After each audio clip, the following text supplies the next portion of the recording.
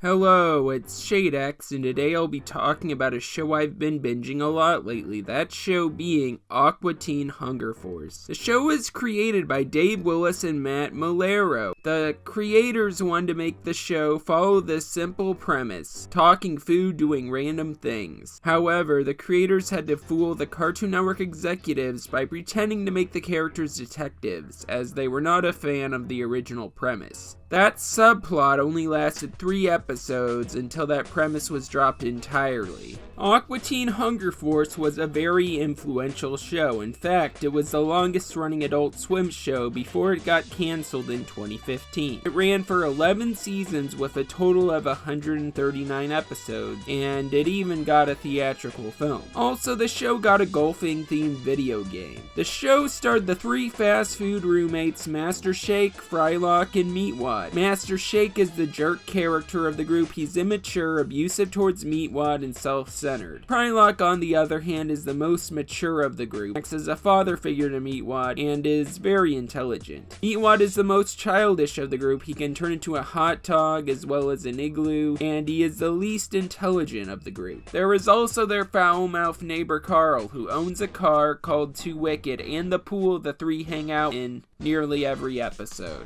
In this video, me and Dan from the Dan the Man Show will be looking at our favorite top 10 episodes of Aqua Teen. This is our opinion, so if you are disappointed we didn't mention a specific episode, it doesn't mean we hate it. There are a ton of great episodes of this show. With all that being said, it is time to start the list. The Blue Witch? No, the Brood Witch, Meatwad, Brood Witch! Brood Witch is a classic Aqua Teen episode. It is one of the first episodes that comes to mind when I think about Aqua Teen Hunger Force. The episode begins with Meatwad being annoyed that Shake has Battlestar Earth drink cups in the hallway. Shake argues they are collector's items that should not be touched as they are in mint condition. To distract Shake, Frylock tells him that there is buried treasure. However, this is just a ploy to get him to dig holes for his azalea bushes. Frylock tells him to dig 14-inch holes, but Shake does not listen. Shake falls into one of the holes and finds a bunch of skeletons. He hears a creepy voice that tells him to taste something. Shake then finds a sandwich and the voice tells him to beware. Despite that warning, he takes a bite anyway and ends up in another dimension. He then goes back to the real world, and Frylock notices that Shake's sandwich isn't any ordinary sandwich, but that it's the Brood Witch. Frylock claims he read about the Brood Witch in the Bible, but the creepy voice says that he likely heard about it in Vogue. Frylock admits this, which Shake finds hilarious since it's a women's magazine.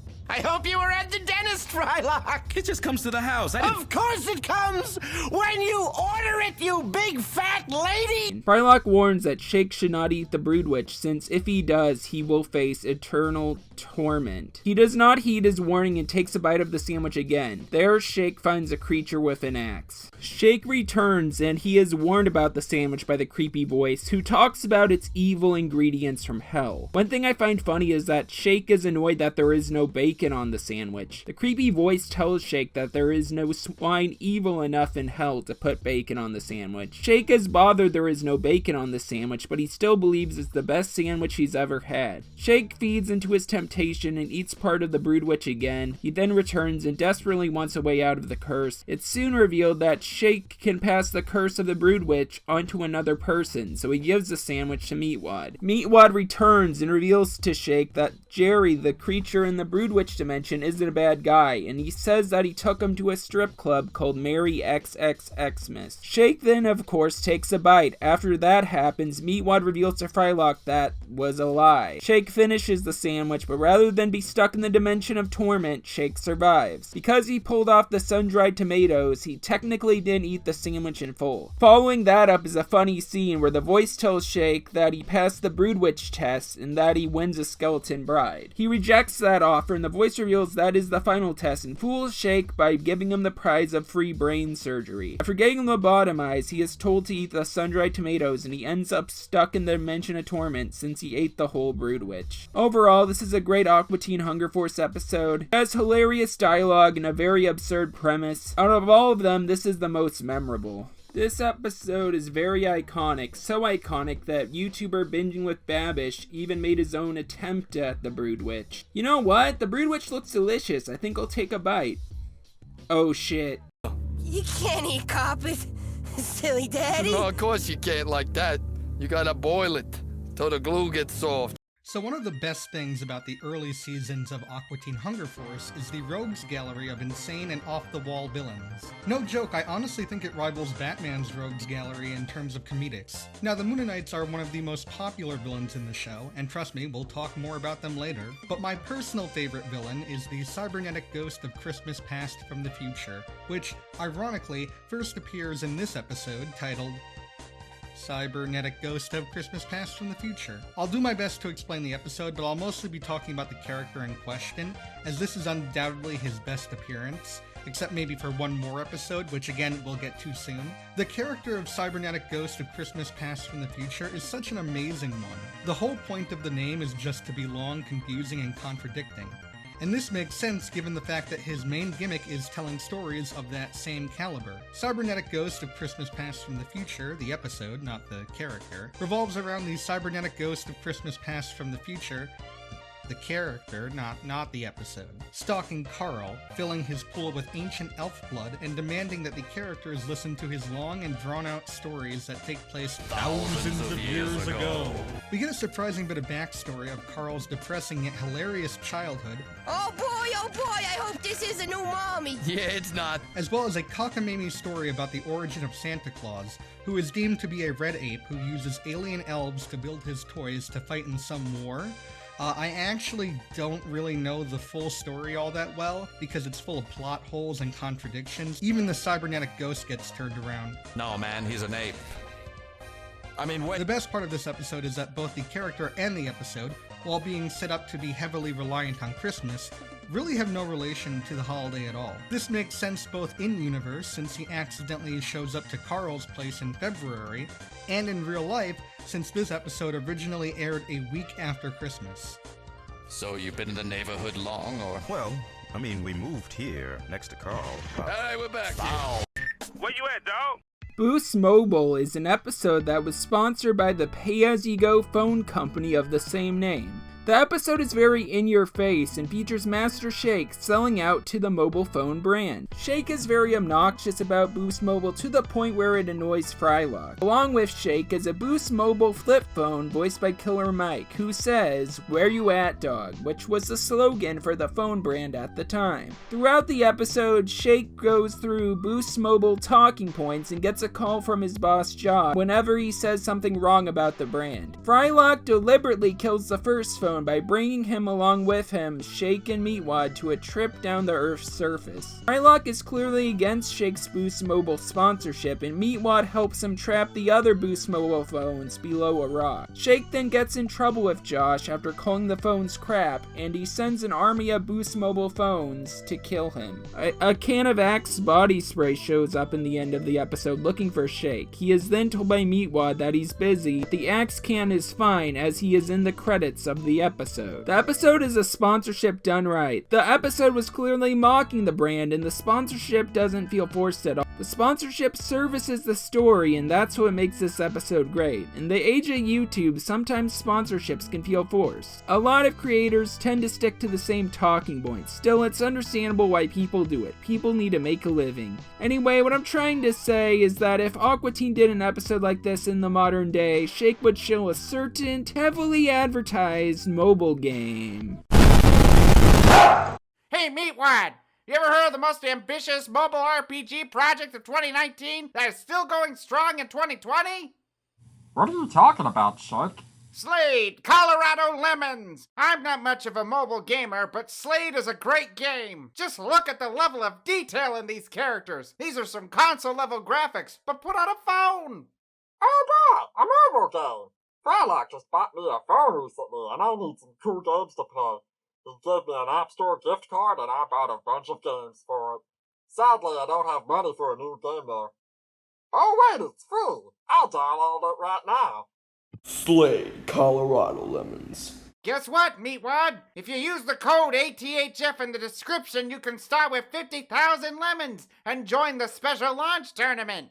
Oh boy, I can't believe this game is free. This is too good to be true. Wait a second. Why is it asking for a credit card number?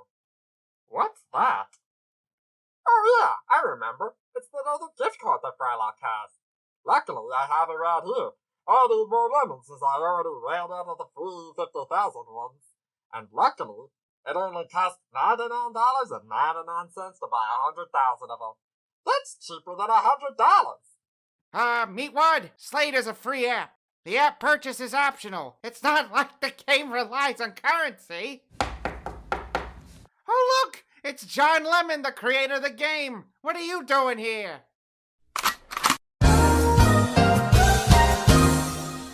Hey, are we trying to kill him or scare him? Killing is scary. Come on, it's Halloween!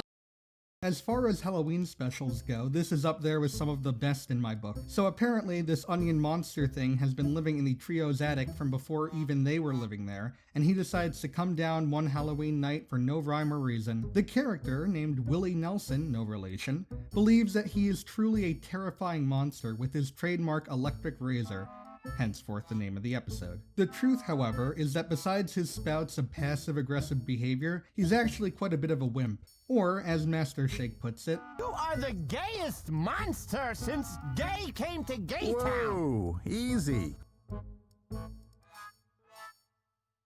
So Shake takes him under his wings to teach him to be a truly terrifying monster by switching his razor for dual chainsaws, changing his name, creating an origin story, and practicing his techniques on Carl.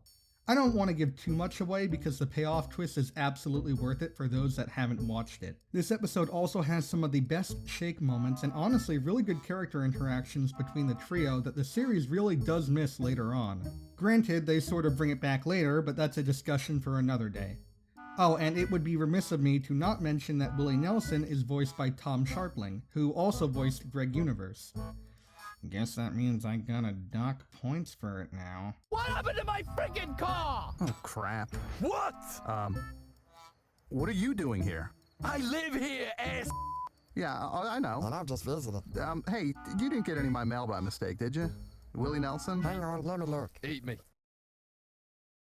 We all know you like candy. You've eaten every piece that's in the house. MCP Pants is a great episode. This episode is important because it features rapper MC Chris, who continued to voice this character in future episodes. The episode is about Meatwad becoming addicted to the rapper's hit single, I Want Candy. This annoys Shake, who wants to hit him with his guitar after he interrupts him working on music. Frylock eventually gets annoyed as well, as he tries to get Meatwad into classical music, so he stops blasting the song on his boombox. The song makes Meatwad desire candy, which leads to him attempting to trick or treat. Soon Carl hears the song and becomes a fan of it as well. The two then become addicted to candy, and they end up eating a bunch of expired Easter bunnies that Carl found in a dumpster. The song has weird lyrics about drilling a portal to hell so demons can live on Earth. The song then tells them to go to an address, and Carl and Meatwad decide to go there. At the warehouse, the two see MCP Pants, who is just a cardboard cutout on a stick. He tells Carl and Meatwad to sit in the lawn chairs and put a brainwave device on their head. MCP Pants plans on using it to control the drill. Meatwad puts it on, but Carl is not convinced, which leads to the reveal that MCP Pants is actually a spider. However, Frylock and Shake go to save them. Frylock then tells MCP Pants that he knows of his evil scheme, which is very convoluted.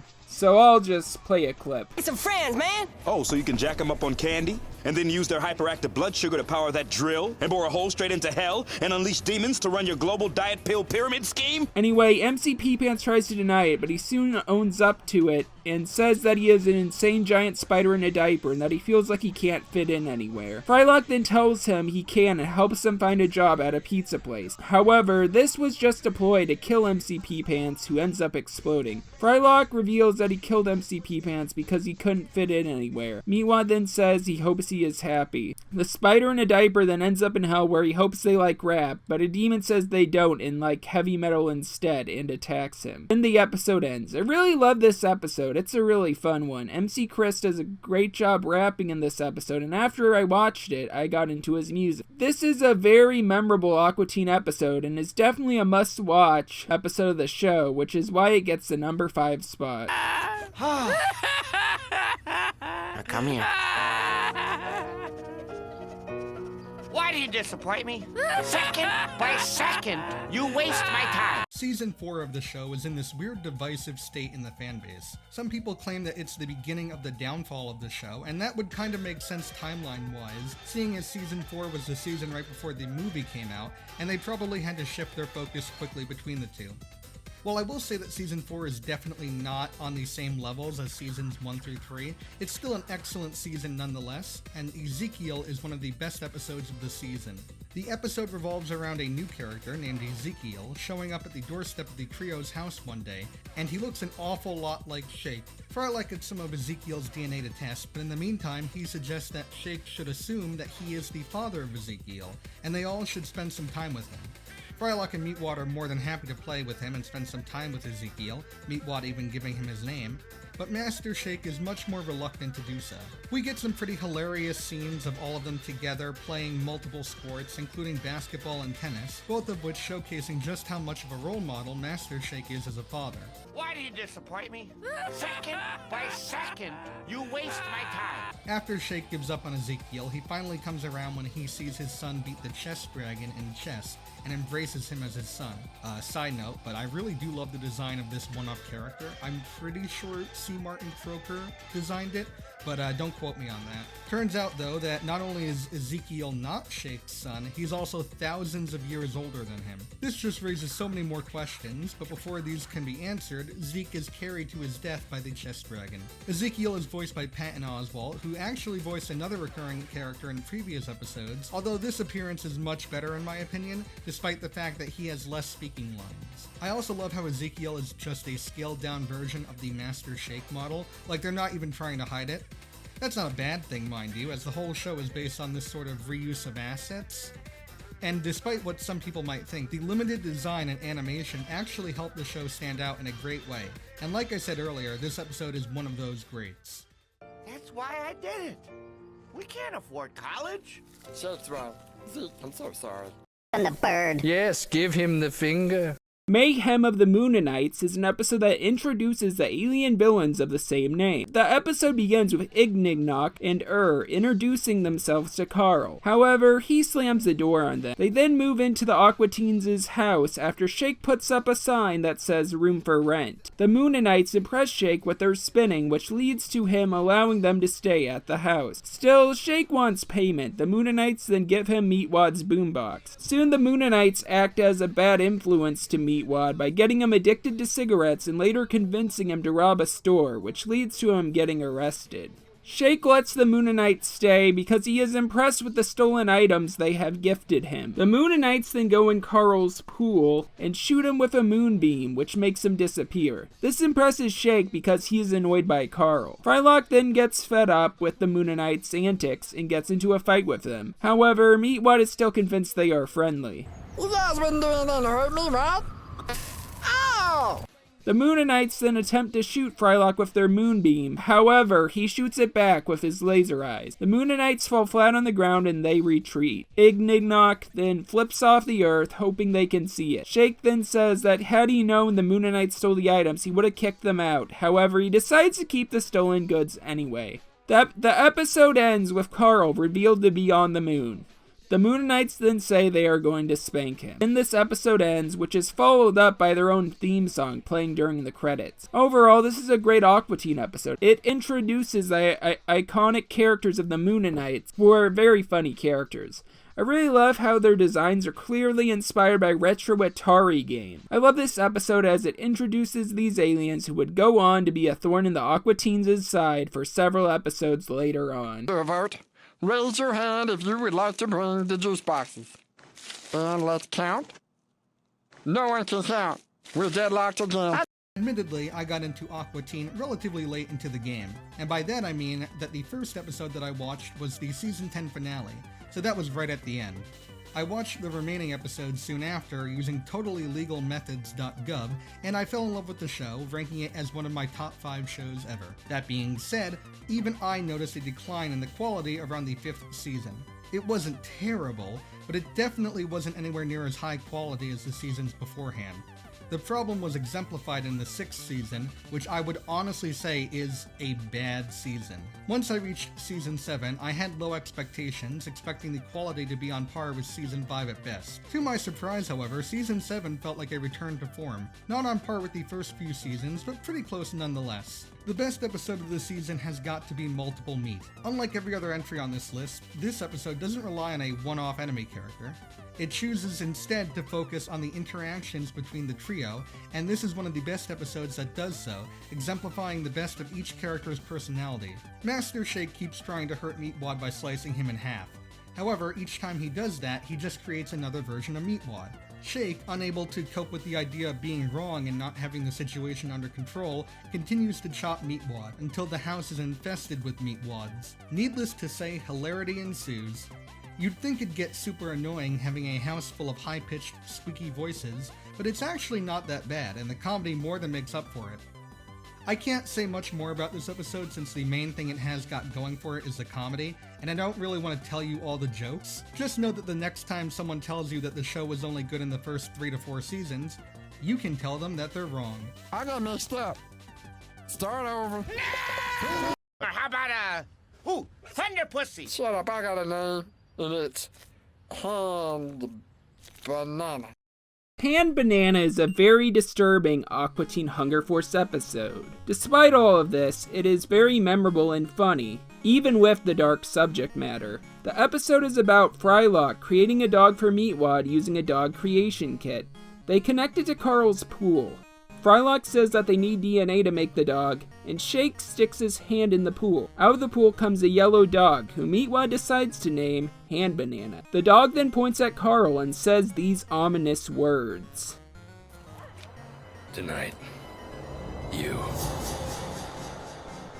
Hand Banana looks innocent to Shake, Frylock, and Meatwad. Hand Banana even impresses Shake with the baked goods he is able to make since he is a pastry chef. However, Hand Banana's cuteness is a facade, and this dog is far more sinister. He takes humping a human's leg to a whole new level. The episode focuses on Carl, who is tired of being violated by Hand Banana. Carl tries to tell the Aqua Teens that Hand Banana is an evil dog, however they do not listen. Hand Banana is a very interesting antagonist in this episode. He even has the ability to mimic Frylock's voice, which he uses to fool Carl that he got sent to the pound. Anyway, Carl, believing Hand Banana is gone, relaxes by the pool in a chair with his pants down. Hand Banana then violates him again. Carl ends up being tired of the yellow dog's sexual abuse and creates a new dog with his DNA, who he names the Enforcer. However, the dog wants to be referred to as Spaghetti. Carl asks Spaghetti to attack Hand Banana, however, he ends up refusing. Spaghetti then talks about how he admires Carl because they look alike. He then violates Carl and Hand Banana jumps on top of him as well. Frylock then realizes the dog creation device is illegal and that making Hand Banana was a big mistake. The episode ends with Shake looking out the window masturbating. Frylock then tells him to do it in another room. The ending of this episode is really disturbing. In fact, this episode as a whole is very disturbing.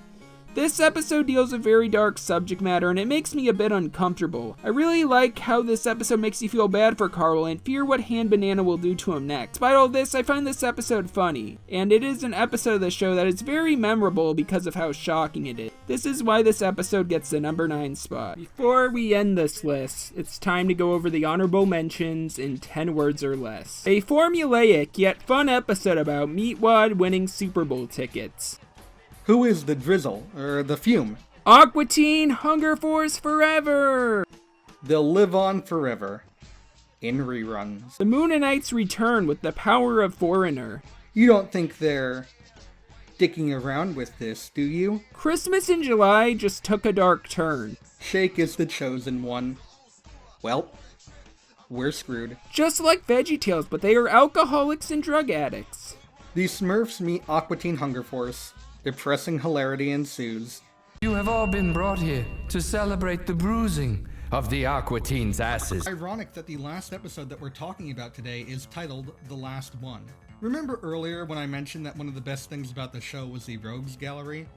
Well, the Season 2 finale brings nearly all the villains that we've seen thus far on the moon with the sole purpose of destroying the Aqua Teens. Of course, as with nearly every other episode, it never goes as straightforward as that, and the villains have to overcome many hurdles in order to actually come up with a plan to destroy the Aqua Teens. The actual trio are in this episode for less than a minute, and yet it is one of the most entertaining episodes of the entire series.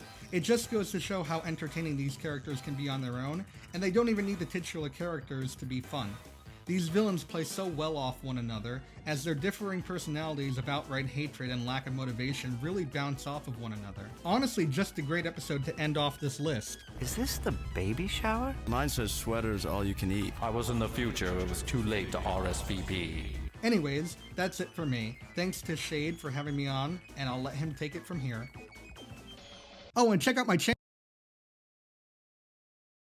With all that said, it's now the end of the video. Before I end it though, I'd like to thank Dan for being a part of this video. He was a big help with the production of this, as he recommended a ton of episodes to me when I announced last year that I'd be making this video. Go check out Dan's channel, as I did 2 segments for part 1 of his Treehouse of Horror collab. It's a really good video that deserves a lot more attention. This has been ShadeX, and I hope you all feel nothing but good vibes.